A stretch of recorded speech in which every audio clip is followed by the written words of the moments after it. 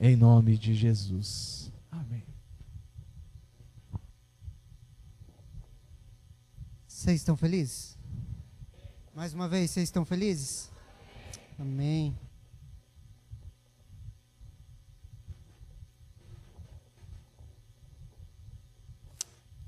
Queria saudar os professores. Feliz dia dos professores, para todos os professores. Eu também sou professor, por profissão, pastor por vocação. O chamado me fez deixar da área de atuação como professor. Estava lembrando ali na homenagem, quando eu fiz a faculdade, eu vi assim que eu me envolvi, eu gostava demais, queridos. Estudei, fiz o meu segundo grau, fui muito bagunçado na época de segundo grau, assim. Fui terminar meu segundo grau fazendo supletivo. Terminei meu segundo grau, queridos, em 2 finais de semana. 2 provas que eu fiz. Você estudou 3 anos, eu terminei em 2 finais de semana. Temos o mesmo título. 2 finais de semana, queridos, depois fui fazer a faculdade de Educação Física e eu me apaixonei pela faculdade, me apaixonei pelo ambiente universitário. E eu pensava assim, vou fazer mestrado e vou virar professor de faculdade. Eu amo, já estava procurando linha de pesquisa, queria pesquisar sobre atividade física e qualidade de vida. Falei, vou para esse lado. Quando eu peguei o diploma na faculdade, Deus falou assim, você sabe que você vai entregar, né? Eu falei, puxa, que paia, né? Tá bom, vou entregar. Acabei entregando esse sonho para me tornar pastor. Caminhada com Jesus, queridos, é uma caminhada de renúncias e entregas. Não que todos vão ter que renunciar para vir para a igreja, mas você sabe, se você está caminhando com Jesus, a nossa caminhada é uma caminhada de renúncia e de entrega. Eu brinco lá na igreja, você nunca ficou com vontade de dar uma cadeirada em um irmão, querido? Sim ou não? Fala a verdade, não sou só eu. Você nunca ficou com vontade de pegar uma cadeira dessa e tacar no irmão? Só que não pode, queridos, aí você tem que fazer o quê? Renunciar, sim ou não? Eu como pastor, queridos, volte e meia eu tenho vontade de pegar umas cadeiras lá na igreja, queridos, fazer umas cadeiras voar, mas não posso, eu falo para Kelly, sim, temos que renunciar a essa vontade que nós temos, amém? Queridos, eu quero compartilhar um pensamento aqui com vocês, queridos,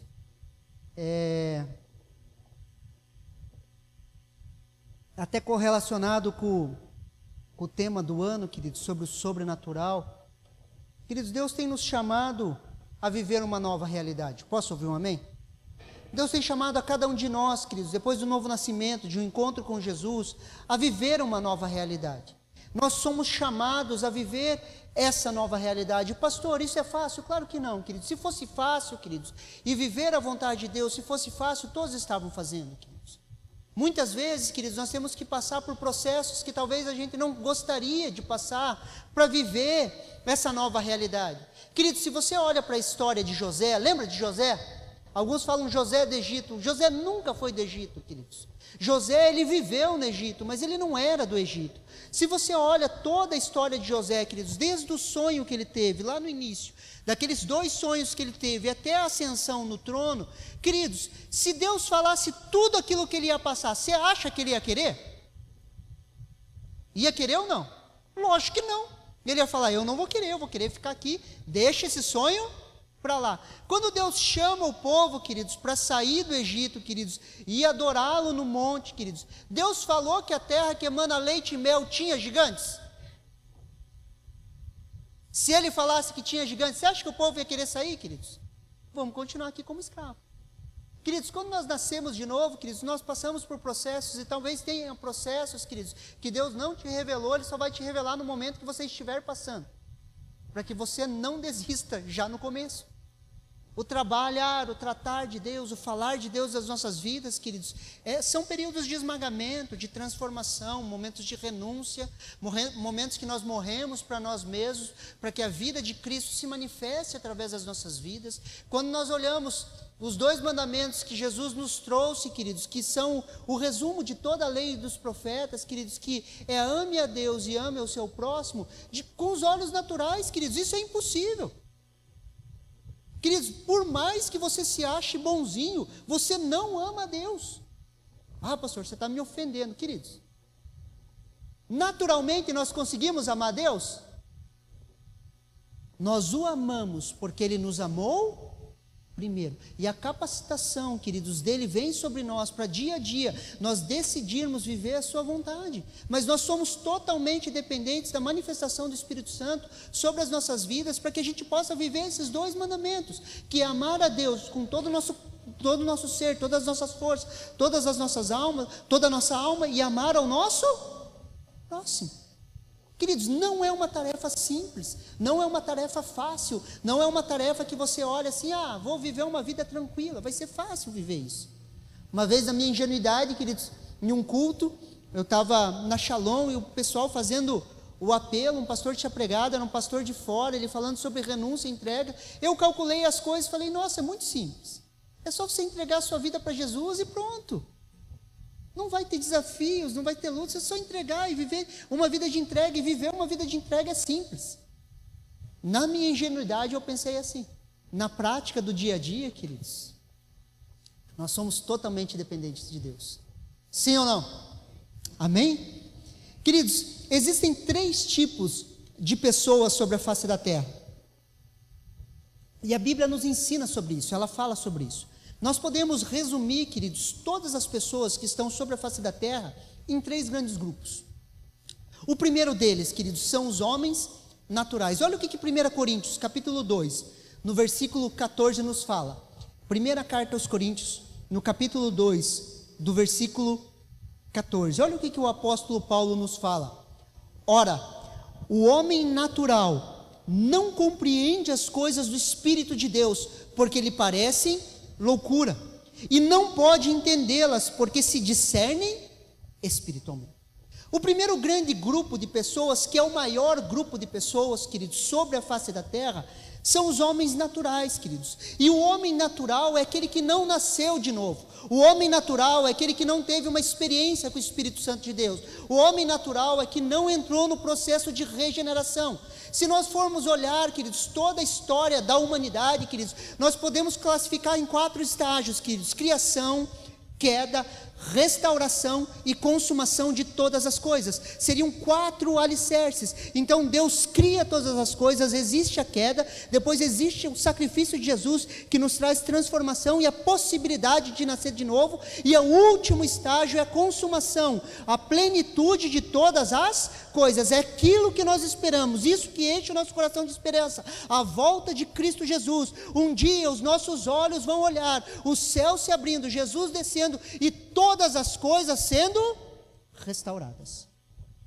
Posso ouvir um amém? E o homem, queridos, natural é aquele que não passou pelo processo do novo nascimento, não teve um encontro genuíno com Jesus, ele não teve uma experiência com o Cristo. Sua vida é pautada nos seus 5 sentidos, ele vive de forma natural, vivendo a sua realidade, a sua cosmovisão, a sua maneira de ver as coisas é através dos seus 5 sentidos. Ele não teve uma experiência espiritual, ele não nasceu de novo. E ele não compreende as coisas do Espírito de Deus. As coisas para ele se tornam loucura. A sua mente busca racionalizar todas as ações. Tudo para ele é racional. Ele não consegue compreender. Querido, se você olhar para um homem natural e você falar para ele que você acredita que um homem com um pedaço de pau abriu o mar vermelho, queridos, que uma multidão de mais de 2 milhões de pessoas passou com os pés a seco, queridos, e todo um exército, queridos, da maior potência do mundo foi afogado naquela água, queridos, o que ele vai falar para você? Você é louco. Você acredita nisso aí? Com um pedaço de pau? Você está louco. Se você falar assim, eu contribuo com a minha igreja local, eu entrego meu dízimo, minhas ofertas, você é louco, você vai sustentar pastor, bando de vagabundo, não fazem nada da vida. Sim ou não? Porque o homem natural, ele não compreende as coisas do Espírito. Ele vive de forma natural. O segundo grande grupo, queridos, são os homens carnais. Olha o que a primeira carta aos Coríntios, no capítulo 3, do versículo 1 ao 3 nos fala. 1 Coríntios capítulo 3, versículo do 1 ao 3. Eu, porém, irmãos, não pude falar a vocês como pessoas espirituais, e sim como pessoas carnais, como crianças em Cristo. Eu lhes dei leite para beber, não pude alimentá-los com comida sólida, porque vocês ainda não podiam suportar, nem ainda agora podem, porque vocês ainda são carnais. Porque se há ciúme, briga entre vocês, será que isso não mostra que são carnais e andam segundo os padrões humanos? Queridos, o apóstolo Paulo, queridos, queria entrar em assuntos espirituais com a igreja de Corinto, queridos, queria compartilhar coisas mais sólidas, queridos, queria compartilhar de experiências mais profundas, queridos, com a revelação de Cristo Jesus, só que ele não pôde. Por quê? Porque a igreja era carnal.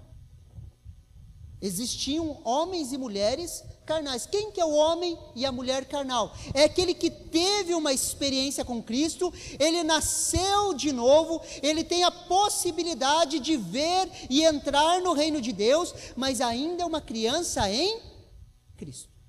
Ainda é uma criança, não cresceu, não suporta comida sólida, se alimenta com leite. E por que eles são carnais, queridos? Porque se há ciúmes e brigas entre vocês. Ciúmes e brigas, queridos, são características de uma igreja carnal. Ciúmes e brigas nas nossas vidas, queridos, são características que nós ainda não amadurecemos em Cristo Jesus. Quando nós temos ciúmes, nós vivemos em um contexto onde há muita briga, muita discussão, é porque nós não amadurecemos em Cristo Jesus. E Paulo ainda fala, será que isso não mostra que vocês são carnais e andam segundo os padrões dos seres humanos? Mesmo tendo nascido de novo, mesmo tendo tido uma experiência com Cristo, ainda andam nos padrões dos seres humanos, ainda andam conforme os homens naturais. Posso ouvir um amém? Consegue me entender? Andam segundo o comportamento humano. O homem natural, queridos, é aquele que ainda não passou da morte para a vida, não nasceu de novo, não foi recriado, nunca se tornou uma nova criatura em Cristo Jesus. O homem carnal, por sua vez, é uma nova criatura, pois nasceu de novo, mas jamais desenvolveu e nem cresceu. A triste verdade é que o homem carnal pode ficar nessa condição durante toda a sua vida. Essa que é a grande dificuldade. A pessoa pode ter tido uma experiência com Cristo, ter nascido de novo, mas ela pode passar a vida inteira se alimentando com leite, não se aprofundar nas coisas de Deus. Talvez nunca passe da etapa da primeira infância, na sua condição de nova criatura. É governado pelo seu corpo, pelos seus sentidos e não pelo seu espírito. Não consegue ainda se inclinar para o espírito. O terceiro grupo, queridos, que é o homem espiritual. Olha o que 1 Coríntios capítulo 2, versículo 15 ao 16 nos fala. Porém, a pessoa espiritual, ou o homem, em algumas traduções, ou o homem espiritual, julga todas as coisas, mas ele não é julgado por ninguém. Pois quem conheceu a mente do Senhor para que possa instruir? Nós, porém, temos a mente de Cristo. O homem espiritual. Tanto é, queridos, que no versículo 16 ali, queridos, o apóstolo Paulo cita um salmo. Ele pergunta assim, pois quem conheceu a mente do Senhor para que possa instruí-lo? Antiga aliança, posso ouvir um amém? Na antiga aliança, queridos, no Antigo Testamento, as pessoas olhavam para Deus e falavam o quê? Quem conheceu a mente do Senhor que possa instruí-lo? Paulo continua trazendo para a nova aliança, para a nova realidade, para a vida que nós vivemos hoje, mas nós, porém, temos a mente de Cristo. A possibilidade de pensar como Cristo pensa. Aqui Paulo faz um paralelo entre o Antigo e o Novo Testamento. No Antigo Testamento as pessoas não tinham acesso, queridos, à mente de Cristo. Elas não conseguiam discernir as coisas, compreender as coisas. A revelação estava oculta, queridos. Eles não conseguiam compreender. Nós, porém, temos a mente de Cristo. Queridos, é possível pensar como Jesus pensava. Fala um amém aí, parece que você não está acreditando. É possível, queridos, pensar como Cristo pensa. O homem espiritual é aquele que desenvolveu os seus aspectos divinos. Seu espírito conquistou o domínio sobre os seus processos intelectuais. Ele não pensa mais de forma racional. Ele começa a ouvir o Espírito de Deus e compreender as direções de Deus para a sua vida. Ele sai do modo natural e entra no modo sobrenatural. Consegue controlar, conseguiu o controle sobre o seu corpo, seus sentidos físicos. Deus o governa por meio da sua palavra. O homem espiritual acessa a mente de Cristo, vê as coisas como Cristo vê. Quer ver um exemplo, queridos? Para você entender, e já você compreender algo bem simples. É impossível amar as pessoas na alma. Queridos, nós somos espírito, nós temos uma alma e nós habitamos em um corpo. No espírito, queridos, nós temos a comunhão, a consciência e a intuição. Na nossa alma nós temos a mente, a vontade e as emoções. No corpo, os 5 sentidos e a nossa sexualidade. Queridos, na nossa mente, vontade e emoções, queridos, nós conseguimos amar ao próximo, assim como Cristo nos amou com o amor ágape? Conseguimos? Não, é impossível. Por isso que nós precisamos inclinar para o nosso espírito. O amor não busca os seus próprios interesses. Toda vez que você se aproxima de alguém buscando os seus próprios interesses, você não está amando. Ah, pastor, você tem que aumentar o teu network, você tem que encostar em mais pessoas. Queridos, se toda vez eu pensar de forma natural, querendo aumentar o meu network para sugar dos outros aquilo que eles têm para mim, isso não é amor. Consegue me entender? A palavra de Deus, ela é um confronto contra a nossa velha natureza, queridos. No amor não há ciúmes. É possível viver isso na alma, queridos? Não. Precisamos viver isso no espírito. E essa é a nossa jornada, queridos. Eu e você estamos nessa jornada de crescimento, queridos. Nós estamos avançando para o alvo. Estamos dia a dia nos tornando a imagem de Cristo Jesus. Nós nascemos de novo, queridos, e estamos em um processo. Repete assim comigo, processo. Nós estamos em um processo de transformação, até cada um de nós nos tornarmos homens e mulheres espirituais. Nós estamos nesse processo crescendo, queridos. Não acontece esse processo, queridos, ele não acontece de uma hora para outra. Não acontece se eu e você não nos desafiarmos a renovarmos a nossa mente dia a dia. Queridos, se você está aqui hoje é porque você teve uma experiência com Cristo Jesus, você nasceu de novo, o Espírito Santo de Deus habita em você, agora você está em um processo, queridos, e todas as coisas que acontecem ao seu redor, todas as circunstâncias, boas e ruins, elas cooperam para o teu bem, para quê? Para que você se torne a imagem de Cristo Jesus. Os processos de Deus, queridos, estão te esmagando, queridos, para que você se transforme a imagem de Cristo Jesus. Todas as situações, quando você entra nesse processo, elas estão te amassando, para quê? Para que você se torne a imagem de Cristo Jesus. Olha o que Romanos capítulo 2, versículo 2 nos fala, queridos, um texto muito conhecido. E não vos conformeis com esse século, mas transformai-vos pela renovação da vossa mente, para que experimentais qual seja a boa, agradável e perfeita vontade de Deus. Quanto mais eu não me conformo com esse mundo, queridos, não tome a forma desse mundo. Queridos, esse mundo que nós vivemos, nós não olhamos ele assim, esse mundo é ruim, vamos só pensar nas coisas espirituais, não. Mas quando nós olhamos para esse sistema mundial, queridos, isso tem que nos incomodar. Nós não somos desse mundo, posso ouvir um amém? Nós não conseguimos ficar confortáveis nesse mundo. A injustiça, queridos, a injustiça social, as coisas ao nosso redor, queridos, toda a consequência da queda, queridos, tudo aquilo que distorceu a imagem de Deus na criação, isso nos incomoda, sim ou não? Queridos, isso nos revolta, nós não conseguimos estar confortáveis aqui. O grande problema é quando nós nos assentamos em um grande sofá e falamos, nossa, que vida boa, né? Tem um carro bom, uma casa boa, um sofá confortável e Netflix para assistir. Queridos, isso a gente precisa sair disso aí. Consegue me entender? Ah, pastor, você é contra ter uma casa boa, um carro bom? Não, queridos, não estou falando isso. Estou falando quando isso se torna confortável. E você não tem mais uma indignação. Quando você olha para a sua vida e você fala, nossa, podia viver assim a vida inteira, não quero nem morrer.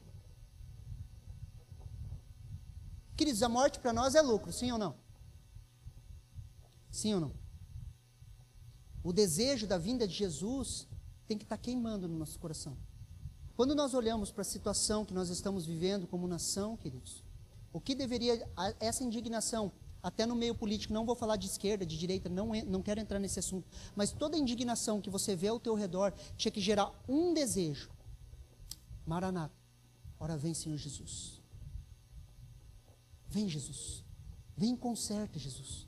Fere a nação. Fere a nação, Deus. Jesus vai voltar, queridos. Ele vai ferir as nações. E com um cajado, ele vai direcionar as nações. Haverá um rei que reinará com justiça, e os seus príncipes governarão com ele. Ali toda a injustiça vai ser transformada, queridos. Ali nós vamos ver a verdadeira justiça social, as coisas acontecendo, queridos. Ali não haverá mais morte, dor, não haverá pranto, não haverá ressentimento, não haverá mais luto, queridos. Mas haverá um rei reinando com justiça. Essa é a nossa esperança. A indignação que a gente vive, às vezes brigando um com o outro, se indigna e fala, volta, Jesus. Reina sobre a nação brasileira, Jesus. Quanto mais, queridos, nós não nos conformamos com esse mundo, quanto mais nós renovamos a nossa mente, queridos, quanto mais a mente de Cristo estiver dentro de nós, queridos, quanto mais nós renovarmos a nossa mente. Queridos, se permita renovar a sua mente. Se permita, queridos, Deus tratar o teu coração. Se permita você entrar na presença de Deus e perguntar a respeito das coisas que você vive. Deus, aonde eu tenho errado?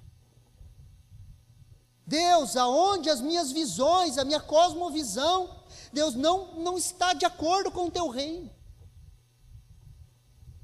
Queridos, prefira ser uma metamorfose ambulante do que ter a tua velha opinião formada sobre tudo.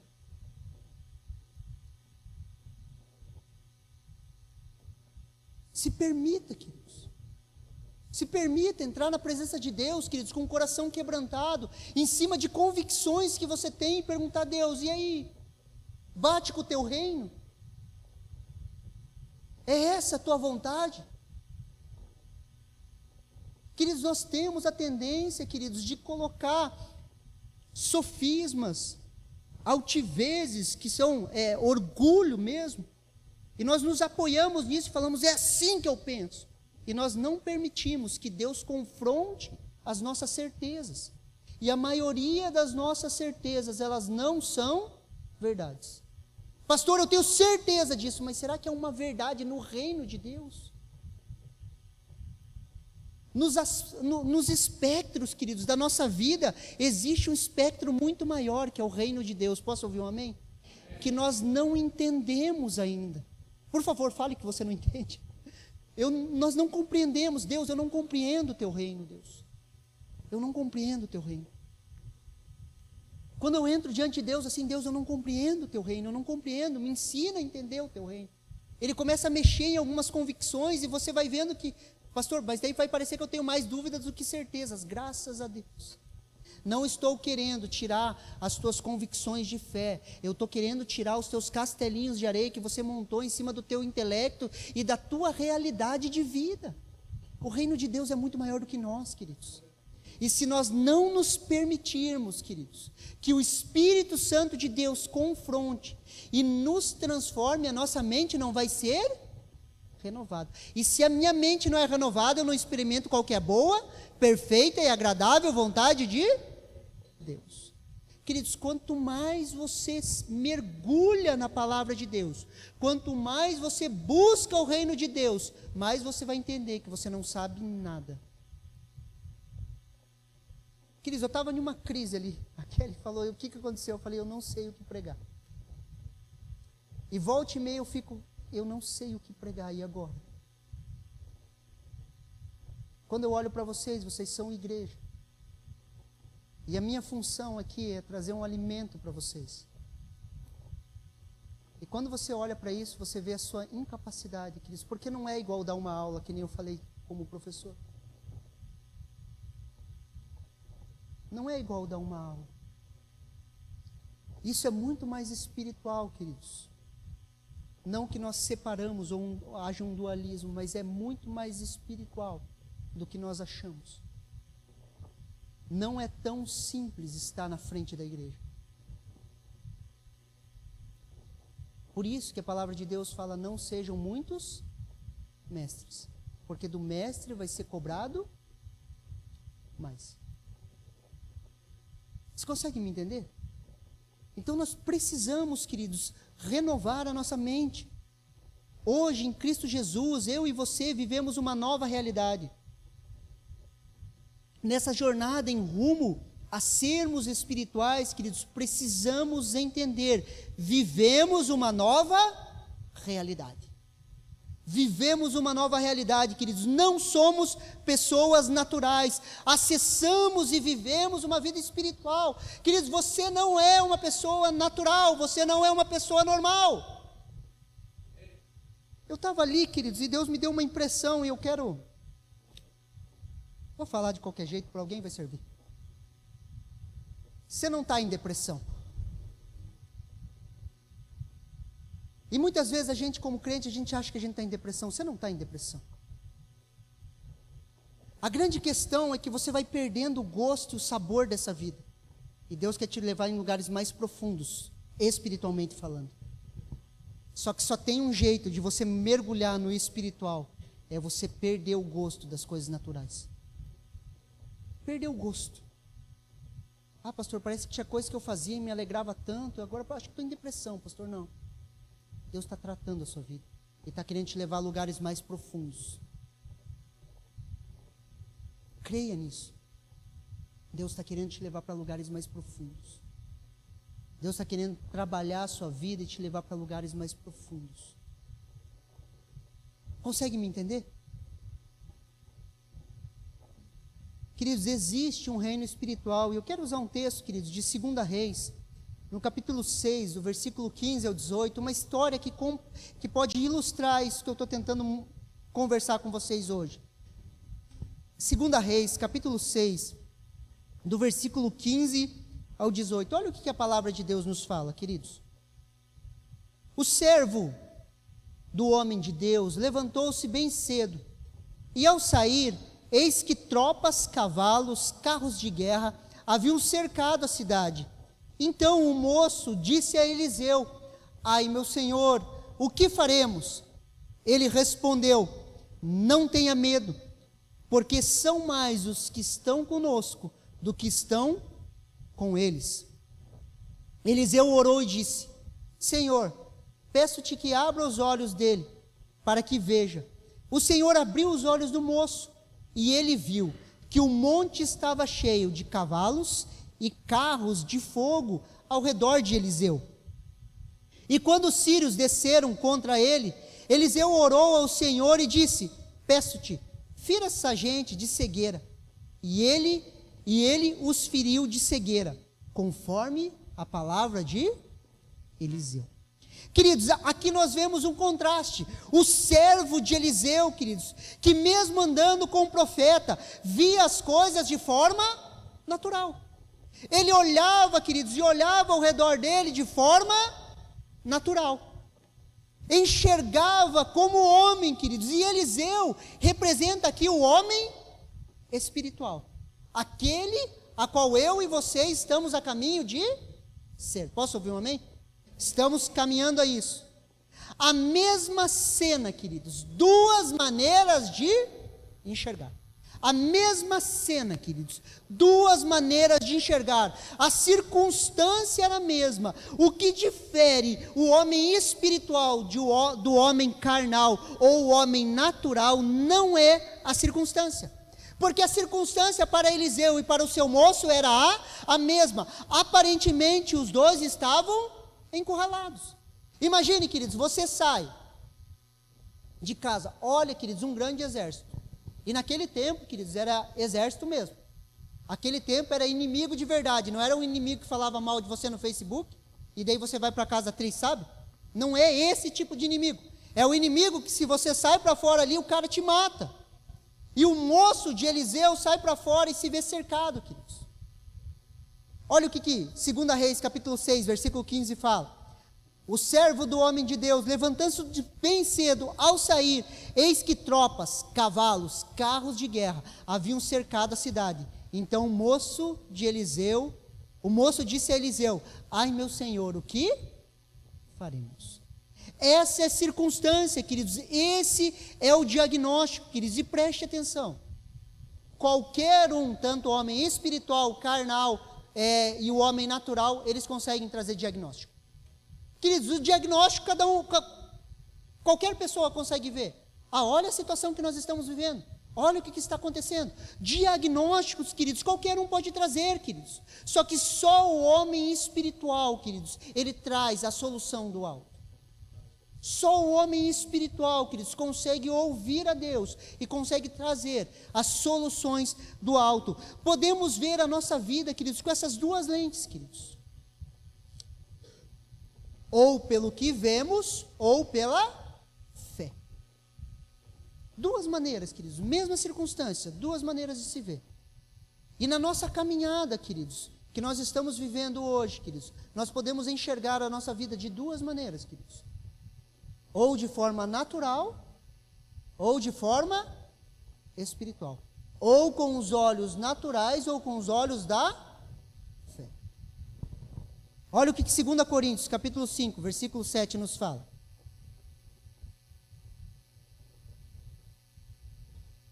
Segunda Coríntios, capítulo 5, versículo 7.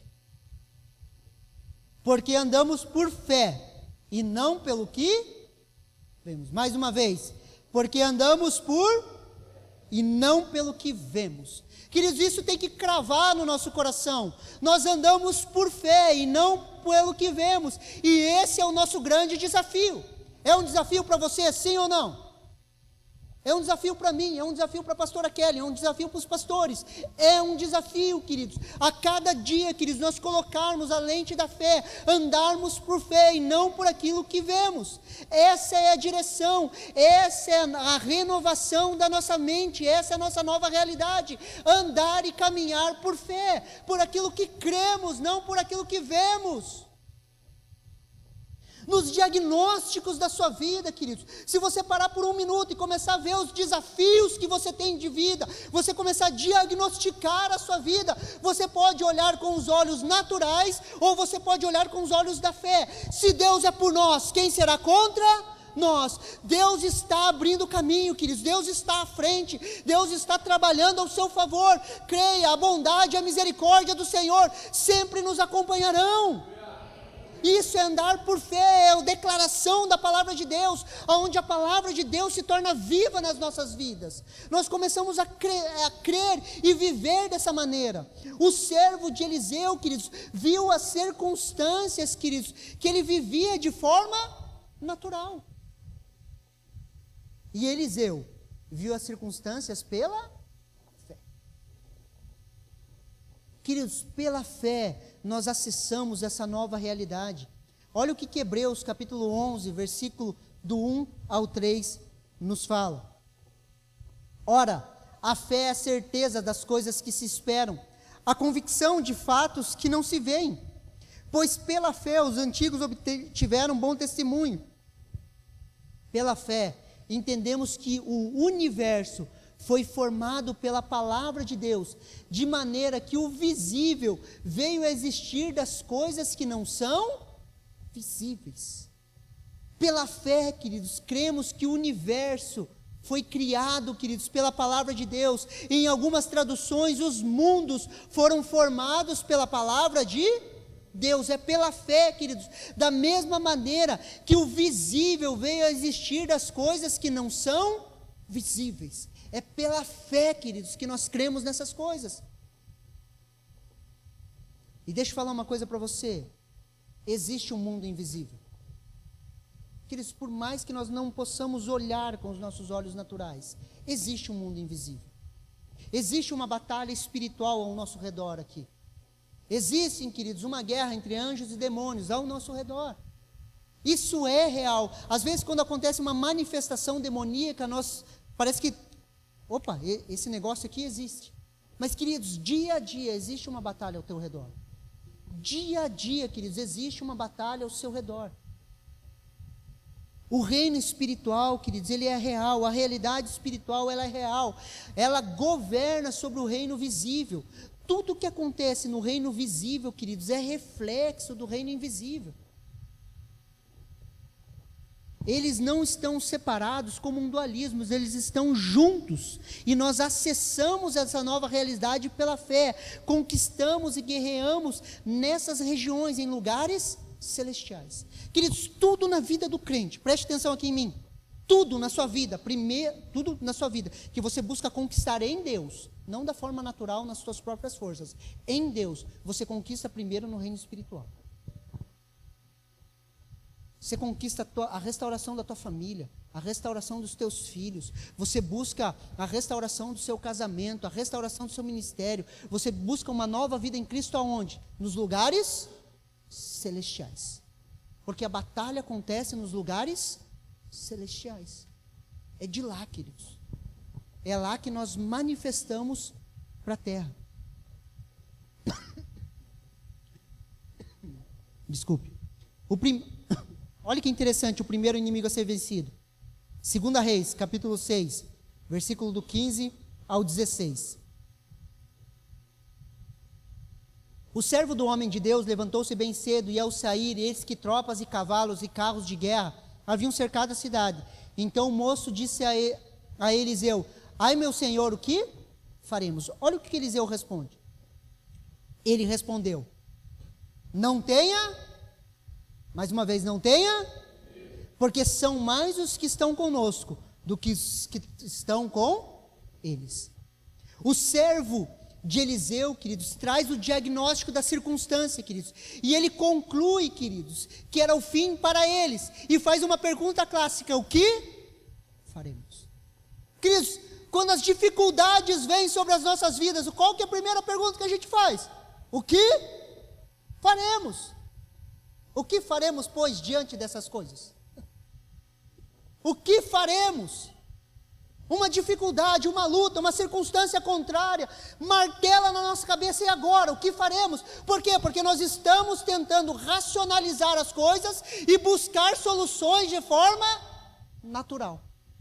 O que faremos? O que eu vou fazer? O que eu vou fazer? E você fica buscando soluções de forma natural. Só que o Eliseu, queridos, ele vai na raiz da questão. Ele fala o quê? Não tenha medo. Não tenha medo. O medo, queridos, é reflexo da nossa velha natureza, queridos. Sempre quando uma circunstância ruim, queridos, nos afeta, algo que foge ao nosso controle, onde nós não controlamos mais a circunstância, nós não conseguimos segurar as circunstâncias, dominar as circunstâncias, somos desafiados. A primeira pergunta que vem é: o que faremos? Por quê? Porque nós estamos procurando solução. Só que nós estamos procurando solução porque nós estamos com medo. Medo, queridos. Porque às vezes parece que toda a nossa vida vai desmontar e nós começamos a ficar com medo. Medo, medo, medo, medo. E medo, queridos, é traço da nossa velha natureza. Olha o que Hebreus capítulo 2, versículo 14 ao 15 nos fala. E visto como os filhos participam da carne e do sangue, também ele participou das mesmas coisas, para que pela morte aniquilasse o que tinha o império da morte, isso é o diabo, e livrasse todos os que com medo da morte estavam por toda a vida sujeitos à servidão. Queridos, quando nós nascemos de novo, uma coisa que Deus arranca de nós é o medo da morte. E o medo da morte é a raiz de todos os medos, queridos. O seu cérebro sempre vai fantasiar. Às vezes vem uma circunstância ruim que você fala assim, vou morrer. Sim ou não? Você já passou por uma circunstância na sua vida e você falou assim, vou morrer. Passou ou não passou? Morreu? Não, está aqui gordo, bonito, corado. Não morreu, queridos. Só que pode haver circunstâncias que fogem ao nosso controle. A primeira coisa que vem, o que eu vou fazer agora? Por quê? Porque você está com medo, apavorado, e o medo da morte.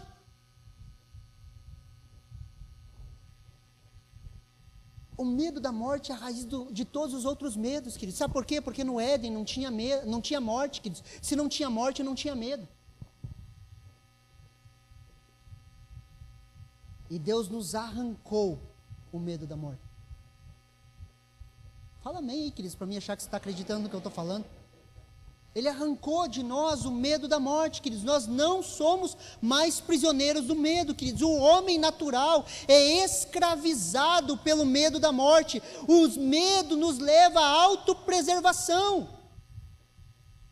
Queridos, sabe por que a gente não entra em relacionamentos profundos com pessoas? Porque a gente se autopreserva, porque de alguma forma alguém te feriu e o medo entrou no seu coração, e você tem medo de se aproximar de pessoas, e você se autopreserva, e autopreservação, queridos, é o espírito do anticristo vivendo em nós. Fala um amém aí. Quando Jesus fala assim, aquele que quer seguir a mim, negue-se a si mesmo, tome a sua cruz e siga-me, era literal, sim ou não? Ele estava falando assim, você vai morrer para você. Quando nós somos feridos, queridos, nos nossos relacionamentos, o que nós fazemos? Nós nos autoprotegemos. Você já escutou aquela expressão, cuide um pouco de você? Sim ou não? Pense um pouco em você. Esse é o espírito do anticristo. Às vezes a gente fica, vai levantar um anticristo e não sei o quê. A Bíblia fala sobre o espírito do anticristo, queridos, que vai contra a ideia central de Cristo. E a ideia central de Cristo era o quê? Morte, entrega e vida em abundância. E ele fala assim, ó, viva bem, pense um pouco em você. Para que sofrer? Você está entendendo os opostos? Sim ou não? Não tenha medo de se relacionar com pessoas. Permita que as pessoas te machuquem. Ah, pastor, isso é loucura. Queridos, permita que as pessoas te machuquem. Queridos, como pastores, eu e a Kenny temos trabalhado isso. Nós nos entregamos àquelas pessoas, nós demos o nosso coração a elas. Pastor, se eles te traírem, vai machucar muito. Queridos. Mas eu vou continuar amando pessoas. Eu não vou me autopreservar. E nós sempre tentamos nos autopreservar. Qual que foi a última vez que você se tornou vulnerável na presença de alguém? Que você permitiu alguém te conhecer a ponto de que se aquela pessoa virasse as costas para você ia doer muito. Qual que foi a última vez? Você está entendendo? Não tenha medo, queridos. A autopreservação, queridos, é o caminho contrário do amor. O homem espiritual, queridos, não é governado pelo medo. Posso ouvir um amém? Você é livre do medo, queridos. Você nasceu de novo. Você tem um Senhor. Você tem um bom Deus. Você é amado por Deus. O verdadeiro amor de Deus, ele lança fora todo o medo. Se permita ser amado por Deus. Olha o que João, capítulo 4, versículo 18, nos fala. No amor não existe medo. Pelo contrário, o perfeito amor lança fora o medo, porque o medo envolve castigo, e quem teme não é aperfeiçoado no amor. Se permita, querido, ser aperfeiçoado no amor. Pela fé, você precisa acessar essa revelação, não apenas uma informação, mas uma revelação que você é amado. Esse amor vai sendo aperfeiçoado na sua vida e vai sendo lançado fora todo o medo. Queridos, eu e você não nos movemos por medo.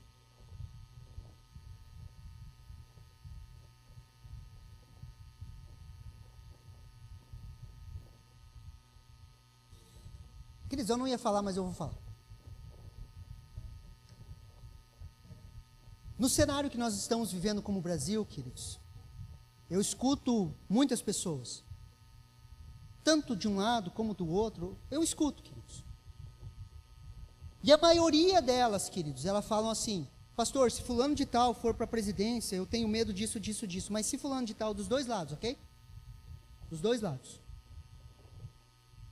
Queridos, eu e você não deveríamos ser movidos pelo medo. Eu não estou dizendo que não estou me falando de um lado ou do outro. Estou falando que nós não deveríamos ser movidos pelo medo. Consegue me entender? Eu não estou falando sobre um lado ou outro. Eu estou falando sobre o trabalhar de Deus na sua vida, aspectos do reino de Deus. Se eu estou me movendo em um dos aspectos da vida através do medo, algo precisa ser trabalhado no meu coração, para que eu consiga discernir as coisas melhores. Posso ouvir um amém? Queridos, eu estou falando dessa área porque está muito vívida no nosso meio, mas pode ser qualquer outra área, queridos. Nós não nos movemos por medo. Ah, pastor, eu estou procurando um emprego porque eu estou com medo, né, que a crise venha. Queridos, você está procurando um novo emprego, procure por uma direção de Deus. Posso ouvir um amém? Não porque você está com medo. Ok? Pastor, é fácil viver isso? Claro que não, queridos. É um trabalhar de Deus nas nossas vidas, mas estamos no processo de se tornarmos homens e mulheres espirituais. Amém? Como vencer o medo, queridos? Primeiro, se arrependa. O arrependimento, queridos, muitas vezes não envolve as nossas emoções. Deixa eu falar uma coisa para você. Muitas vezes a gente acha que o processo de arrependimento, ele precisa necessariamente envolver as nossas emoções. Mas não, queridos. Quando nós estamos diante de Deus, ou quando uma palavra como essa me confronta em alguma das áreas, eu falo, nossa, verdade, eu estava me movendo por medo. O que você precisa fazer? Chegar diante de Deus e falar o quê? Deus, eu me arrependo. Às vezes você não vai chorar, às vezes você não vai espernear, às vezes você não vai sentir nada. Mas pela fé você vai confessar diante de Deus: eu não quero mais viver pelo medo. Eu não quero tomar decisões pelo medo. Eu não quero viver uma vida de autoproteção. Poxa, eu tenho percebido que eu tenho me autoprotegido. Eu não tenho deixado as pessoas se aproximarem. Não tenho me expor, eu não me deixo se expor às pessoas. Eu sempre estou me protegendo. Ok, entendi. O que eu preciso fazer? Me arrepender. E eu preciso falar diante de Deus: eu estou errado. Deus trabalha na minha vida.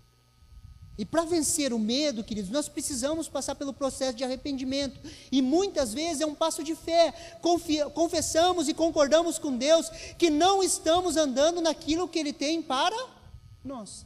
Deus, me perdoa, porque eu não estou andando naquilo que o Senhor tem para mim. As minhas decisões têm sido baseadas no medo. Dia a dia, queridos, nós precisamos fazer a higiene da nossa alma. Queridos, você não toma banho todo dia? Sim ou não? Espero que sim, né?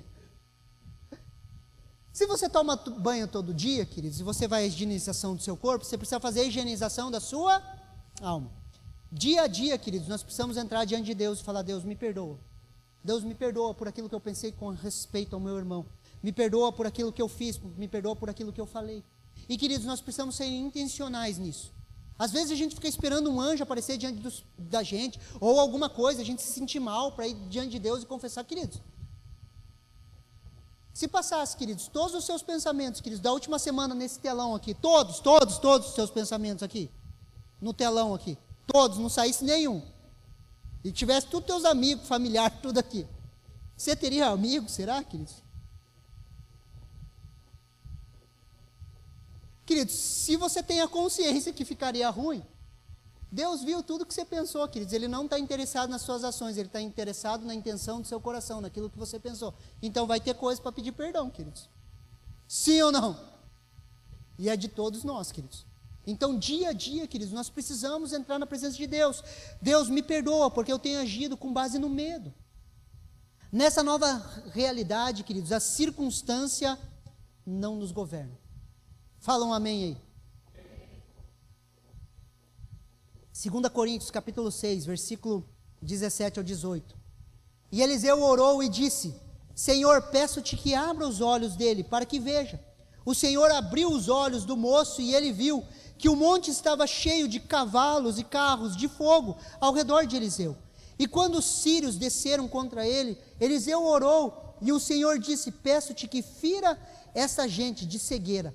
E eles os feriu de cegueira, conforme a palavra de Eliseu.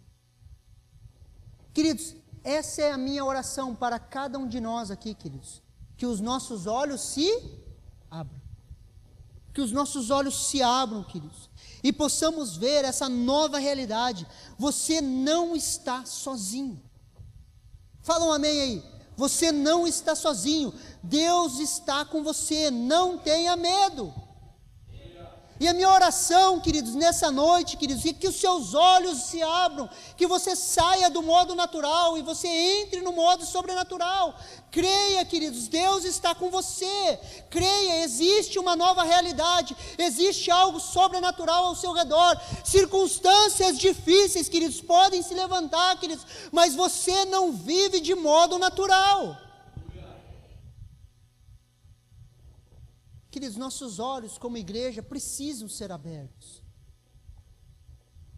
As escamas precisam cair, queridos. Veja o processo que o servo de Eliseu passou. Veja que as lentes dele foram trocadas. No versículo 17, Eliseu orou e disse. Eliseu orou e disse. A oração, querido, é a chave que acessa essa nova realidade, queridos. Eliseu orou e os olhos do seu moço se abriram. Ele viu uma nova realidade. E a minha oração, queridos, é que sobre a minha vida e a sua vida, queridos, os nossos olhos sejam abertos e nós possamos compreender essa nova realidade, que a gente compreenda, queridos, que nós não vivemos no modo natural, que nós entramos no modo sobrenatural. Por isso, queridos, o ano do sobrenatural é um marco na sua vida.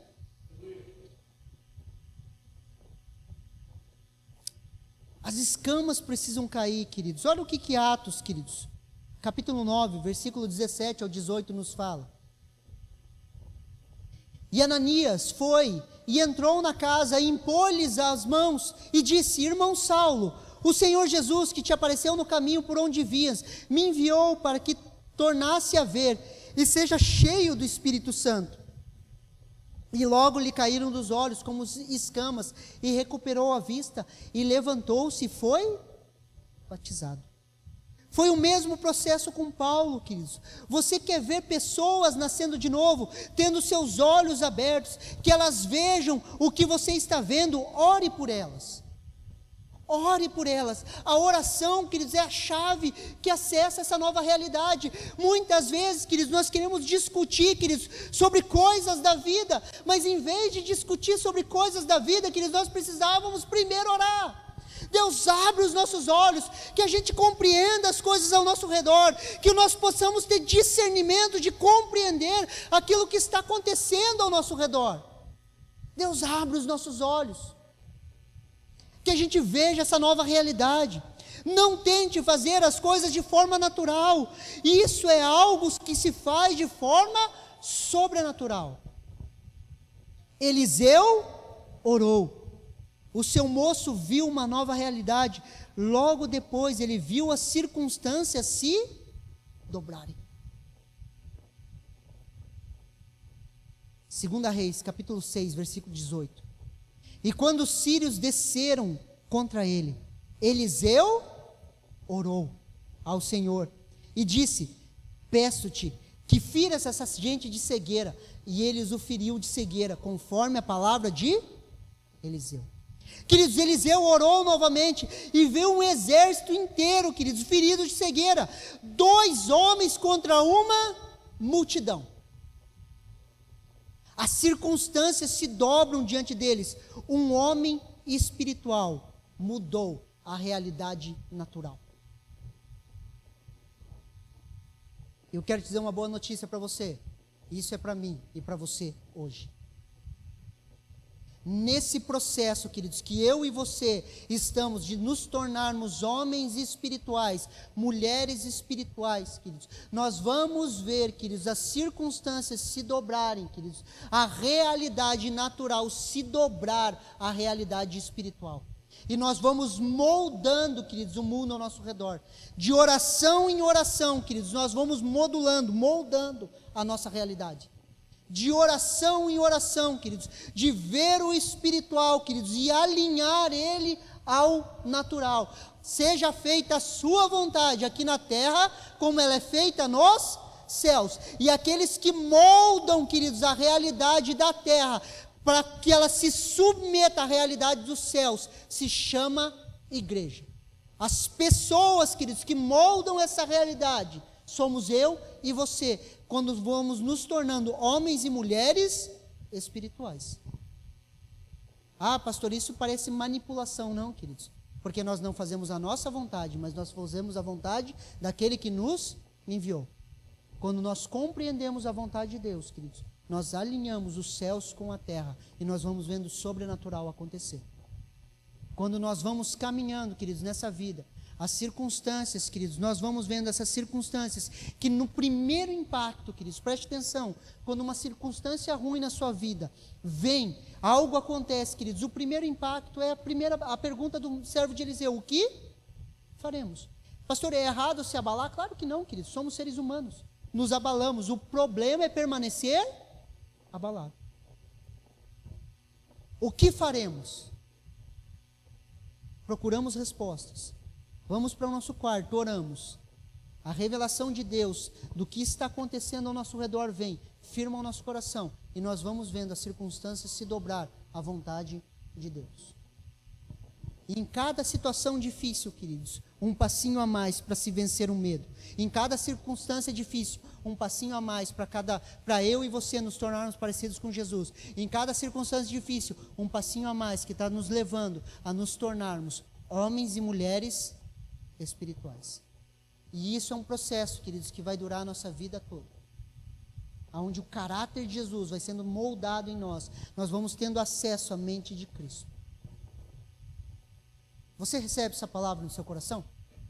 Você recebe no seu coração? Vamos nos colocar em pé. Eu gostaria de chamar a equipe de louvor.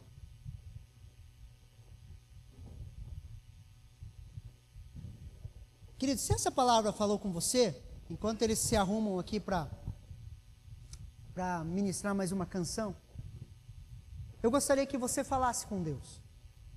Que você colocasse o seu coração diante de Deus. E talvez, queridos, você possa ver algumas ações suas sendo guiadas pelo medo. Ou talvez você possa perceber áreas da sua vida que você possa falar assim: estou vivendo de forma natural.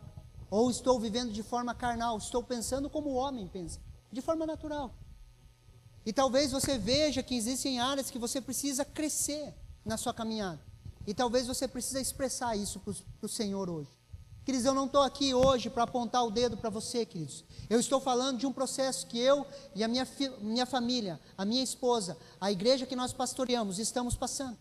Cada um de nós, queridos, está sendo transformado à imagem de Cristo Jesus. E esse se transformar na imagem de Cristo Jesus, queridos, é um moldar de Deus nas nossas vidas. Só que nós precisamos, queridos, olhar para dentro de nós e sermos sinceros com nós mesmos e falarmos: sim, eu preciso crescer.